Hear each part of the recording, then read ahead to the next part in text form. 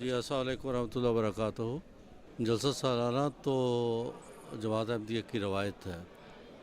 حضرت مسیح موعود علیہ الصلوۃ والسلام نے اس جلسہ سالانہ کی بنیاد رکھی تھی اور 1891 میں پہلا جلسہ سالانہ ہوا تھا.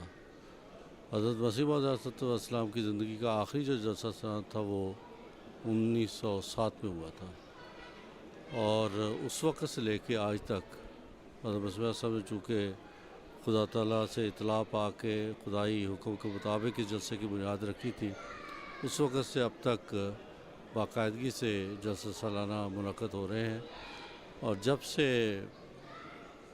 ہجرت ہوئی قادیان سے پاکستان کی طرف تو پھر پاکستان چونکہ مرکز احمدیت روا تھا لہذا وہاں پہ جلسہ سالانہ کا انعقاد شروع ہو گیا. اور جب 84 میں جب جنرل ضیاء الحق نے وہ بدنام زمانہ آرڈیننس نافذ کیا جسے اینٹی احمدی آرڈیننس 20 آف 1984 کہتے ہیں، اس کے مطابق تو کسی بھی احمدی کو اذان دینے کی اجازت نہیں، تبلیغ کرنے کی اجازت نہیں، اپنے آپ کو مسلمان ظاہر کرنے کی اجازت نہیں. تو اس قسم کی قانونی پابندیوں کے ساتھ ساتھ ہمارے جلسہ سالانہ پہ بھی پابندی لگا دی. چنانچہ اس وقت سے بعد سے آج تک جماعت ہر سال اپلائی کرتی ہے جلسہ سالانہ کے لیے اور ہر سال گورنمنٹ جلسہ سالانہ کی اجازت نہیں دیتی. لیکن جس طریقے کے ساتھ حکومت پاکستان نے ہمارا جلسہ سالانہ بند کیا ہوا ہے، اللہ تعالیٰ نے یہ فضل کیا کہ دنیا بھر میں ہمارے جلسہ سالانہ اللہ تعالیٰ کے فضل سے منعقد ہو رہے ہیں اس کی دی ہوئی توفیق سے. جس طرح انہوں نے ہماری مسجدیں بند کر دی پاکستان میں، اللہ تعالیٰ نے ہمیں توفیق دی کہ ہم ساری دنیا میں مسجدیں بنا رہے ہیں. اسی طریق پہ ناروے میں بھی جلسہ سالانہ شروع ہوا اور اب اللہ تعالیٰ کے فضل سے ہر سال جلسہ سالانہ ہوتے ہوتے یہ 25واں جلسہ سالانہ ہے جو ناروے کا ہو رہا ہے. السلام علیکم. الحمدللہ جلسہ سالانہ کی جو تیاری ہے وہ خدا کے فضل سے بہت بہتر رہی ہے. امسال چونکہ ہم پہلی دفعہ ناروے کی تاریخ میں اوسلو سے باہر جلسہ کرنے جا رہے ہیں تو اس جلسہ کے لیے نئے انتظامات سارے کرنے پڑے ہیں. ہمیں بہت سارے ایسی چیزیں تھیں جو کہ ہم نے پہلے نہیں کی ہوئی تھی اور یہ ہمارے لیے نئے تجربات تھے. تو خدا کے فضل سے اللہ تعالیٰ نے ایسے اپنے فضل دکھائے ہیں کہ ہمارے جتنے بھی کارکن ہیں خدا کے فضل سے انہوں نے دن رات محنت کر کے تو اس جلسہ سالانہ کے جتنے بھی انتظامات تھے ان کو بار بار مکمل کیا ہے. تو میں اپنے جتنے بھی کارکنان ہیں میرے ساتھ چاہے وہ لجنہ کی طرف سے ہیں یا مردوں کی طرف سے ہیں اور تمام شعبہ جات کے جتنے بھی ناظمین ہیں یا ان کے کارکنان ہیں ان کا میں شکریہ ادا کرتا ہوں اور دعا کرتا ہوں کہ اللہ تعالیٰ ان کو جزا دے. بڑی محنت سے انہوں نے اس جلسہ سالانہ کے تمام انتظامات جو ہیں بار وقت مکمل کیے ہیں. آپ دیکھ رہے ہیں کہ جلسہ سالانہ کا پروگرام جو ہے بر وقت شروع ہے، ہر تقریر بر وقت ہو رہی ہے، کھانا دوسری چیزیں جو ہیں اپنے ڈسپلن سے ہو رہی ہیں اور یہ صرف اور صرف محض خدا کا فضل ہے. How did I become an Ahmadi? Some people ask me, and then I usually correct them and say, I never have become an Ahmadi. I have become an Ahmadi Muslim because that is very important. La ilaha illallah Muhammad Rasulullah, that is the basic.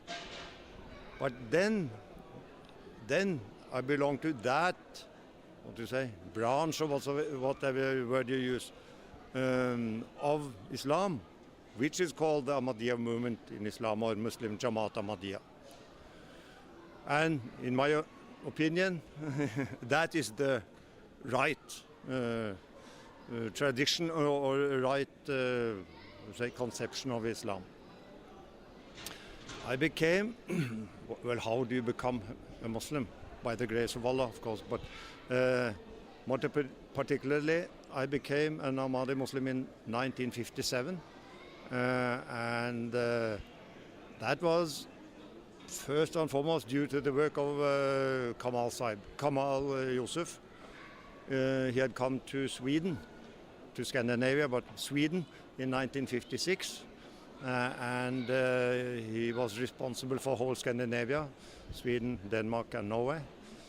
And it was, I wrote many letters to him. I had got the Quran, I had got the Quran in German language, which I studied carefully. And I read a book about the Prophet Muhammad sallallahu alaihi wasallam, And of course I had lots of questions, because in 1956, 57 we did not know much about what we called Mohammedanism. We didn't know much about that in Norway at that time.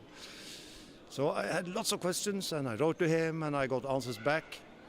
And then, to me, when I had read these books and I had written these letters and got the answers from him, then to me it was very clear that there is one God, and Muhammad sallallahu alaihi wasallam, he was a true prophet.